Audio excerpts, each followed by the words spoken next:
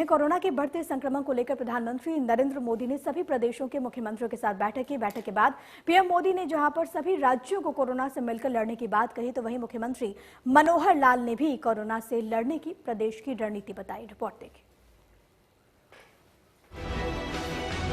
तमाम पाबंदियों के बावजूद कोरोना के बढ़ते रफ्तार ने चिंता बढ़ा दी है। इस संक्रमण को कैसे रोका जाए, इसके लिए सभी राज्यों के साथ पीएम नरेंद्र मोदी ने बैठक की और सबको कोरोना से लड़ने के लिए साथ मिलकर काम करने की बात कही। भारत जो भी वैक्सीन अपने नागरिकों को देगा वो हर वैज्ञानिक कसौटी पर खरी होगी। जहां तक वैक्सीन के डिस्ट्रीब्यूशन की बात है तो उसकी तैयारी भी आप सभी राज्यों के साथ मिलकर के की जा सके रही है। वैक्सीन प्राथमिकता के आधार पर किससे लगाई जाएगी, ये राज्यों के साथ मिलकर के ये मोटा मोटा खाका भी आपके सामने रखा है कि भाई अगर इस प्रकार से WHO ने जो कहा है हम चलते हैं तो अच्छा है। इस बैठक में उन 8 राज्यों को पहले शामिल किया गया जहां कोरोना का संक्रमण सबसे ज्यादा है, जिनमें हरियाणा भी शामिल है। बैठक के बाद सीएम मनोहर लाल ने प्रदेश की रणनीति बताई। भीड़ से संक्रमण न हो इसलिए पब्लिक गैदरिंग पर प्रतिबंध लगाने की घोषणा भी की, खासकर उन 6 जिलों में जहां संक्रमण ज्यादा है। भी एनसीआर के बड़े शहर हैं, 6 जिले खास करके, उसमें गुरुग्राम, फरीदाबाद, रेवाड़ी, रोहतक, पानीपत और हिसार, सोनीपत आ गया। तो इन 6 जिलों में सोशल गैदरिंग के नाते, चाहे वो पारिवारिक है, विवाह शादी है या कोई सामाजिक, धार्मिक, राजनीतिक है, किसी प्रकार की गैदरिंग में कोई भी जो हॉल कम से कम जहाँ 100 की संख्या का स्पेस है तो वहाँ 50 लोग ही एकत्र होंगे, इससे ज्यादा नहीं। और ओपन में अगर करना होगा तो 100 लोग कर सकते हैं, इससे ज्यादा नहीं। बाकी जिलों में किसी इंडोर में करना होगा तो 100 की संख्या तय की है, ओपन में करना होगा तो 200 की संख्या तय की है। ये परसों 26 तारीख से ये नियम लागू हो जाएगा। तो मैं अपील भी करूंगा हरियाणा की जनता से कि इनके ऊपर, इन सब बिंदुओं पर वो थोड़ा सा कोरोना के फैलाव को रोकने की दृष्टि से ये पग उठा रहे हैं, इसलिए इसमें वो सहयोग करें, क्योंकि कोरोना से बचाना है तो लोग स्वयं अपनी जितनी सावधानी बरतेंगे उतना ही बचाया जा सकता है। कि वैक्सीन जिसका भारत देश में भी 2 प्रकार की वैक्सीन का निर्माण होकर के उसका ट्रायल चल रहा है, दुनिया के कई देश भी वैक्सीन बना रहे हैं। तो हमारे ट्रायल का 3rd फेज इस समय शुरू हुआ है। बहुत जल्दी 3rd फेज समाप्ति के बाद ये आम नागरिक के लिए भी उपलब्ध हो, तो इसके लिए भी आज योजना रचना बनाने के लिए कहा है। उसके अंदर कैटेगरीज तय करेंगे कि कौन सी कैटेगरी को पहले, क्योंकि एक साथ देश में 130 करोड़ लोगों के लिए वैक्सीन उपलब्ध कराना संभव भी नहीं है।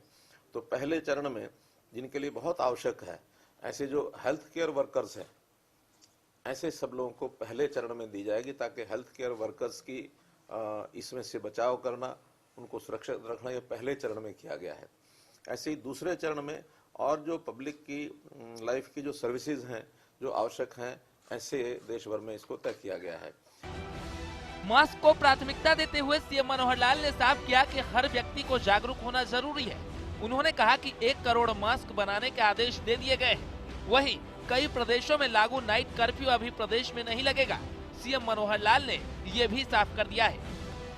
हमको लगता है कि नाइट कर्फ्यू आदि लगाने का कोई बहुत बड़ा उपयोग लगता नहीं है, क्योंकि रात को तो वैसे भी कोई इस प्रकार की गैदरिंग ज्यादा होती नहीं है। अगर होती है तो फंक्शंस में होती हैं, चाहे वो सोशल फंक्शंस हैं, पारिवारिक हैं, राजनीतिक हैं। इन फंक्शंस के ऊपर हमने जो थोड़ा सा किया सकती, तो उससे ही काम नहीं चल सकता है। रात्रि कर्फ्यू में या हरियाणा में इस प्रकार की कोई चीज ज्यादा नहीं होती कि रात्रि को बहुत ज्यादा लोग निकलते हों। कहीं कहीं निकलने की ज्यादा जो एक स्वभाव है लोगों का, जैसे मानो गुजरात में, क्योंकि वहाँ मौसम इन दिनों में भी ऐसा होता है कि रात को लोग खूब बाहर निकलते हैं। उन्होंने रात्रि कर्फ्यू लगाया तो उनके यहाँ इसका लाभ मिल सकता है। हमारे यहाँ हरियाणा में सर्दी के दिनों में रात्रि कर्फ्यू का कोई बहुत बड़ा लाभ नहीं। उधर पूर्व सीएम और नेता प्रतिपक्ष भूपेंद्र सिंह हुड्डा ने कोरोना मैनेजमेंट को लेकर सवाल उठाए। उन्होंने कहा कि केंद्र को अपनी टीम भेजकर प्रदेश की स्थिति का जायजा लेना पड़ा। साथ ही हुड्डा ने लोगों से अपील भी की कि वो जागरूक हों और कोरोना को रोकने में सरकार का साथ दें। जो कोरोना के केसेस हरियाणा में बढ़े हैं, केंद्र को भी एक स्पेशल टीम भेजनी पड़ी उसकी जांच करने के लिए। तो सरकार जो कदम उठाने चाहिए वो पूरी तरह से कदम नहीं उठाने, जबकि हमने शुरू में मीटिंग में कहा था भी हम पूरी तरह से सहयोग करने के लिए तैयार हैं। सरकार से भी मेरा आग्रह है और लोगों के से भी मेरा ये आग्रह है कि भाई अपना मास्क लगा के रखें, अपनी दूरी बना के रखें। जब तक बीमारी पे काबू न हो तो उसमें बचाव में ही बचाव है। ये सरकार के साथ साथ लोग भी स्वयं अपनी जिम्मेवारी लें और सरकार को जो कदम उठाने चाहिए थे वो कदम उठाने में सरकार विफल रही है। सरकार तुरंत उसके कदम उठाए। उधर एनसीआर में बढ़ते कोरोना संक्रमण को देखते हुए एम्स के डायरेक्टर डॉक्टर रणदीप गुलेरिया ने फरीदाबाद पहुंचकर बैठक की। उन्होंने कहा कि पिछले कुछ दिनों में कोरोना के मामलों में तेजी से बढ़ोतरी हुई है, जिसका मुख्य कारण त्योहारी सीजन है। पिछले कुछ दिनों में फेस्टिव सीजन रहा, मार्केट में क्राउड बहुत रहा, लोगों ने मास्क नहीं डाला और उसके कारण कई जगह केसेस एकदम बढ़ने शुरू हो गए हैं। तो ये बहुत ज़रूरी है कि अस्पताल की तरफ से हम पूरी तैयारी करें कि अगर केसेस ज़्यादा हैं तो उनको मैनेज कर पाएँ। लोगों में अवेयरनेस करें कि वो कोविड अप्रोप्रिएट बिहेवियर अपनाएं। प्रदेश में कोरोना का संक्रमण कुछ दिनों से लगातार तेजी से बढ़ रहा है।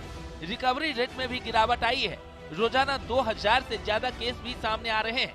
हालांकि वैक्सीन आने का इंतजार सबको है, लेकिन जब तक वैक्सीन नहीं आती तब तक लापरवाही भारी पड़ सकती है और खासकर अब शादी का सीजन शुरू हो रहा है।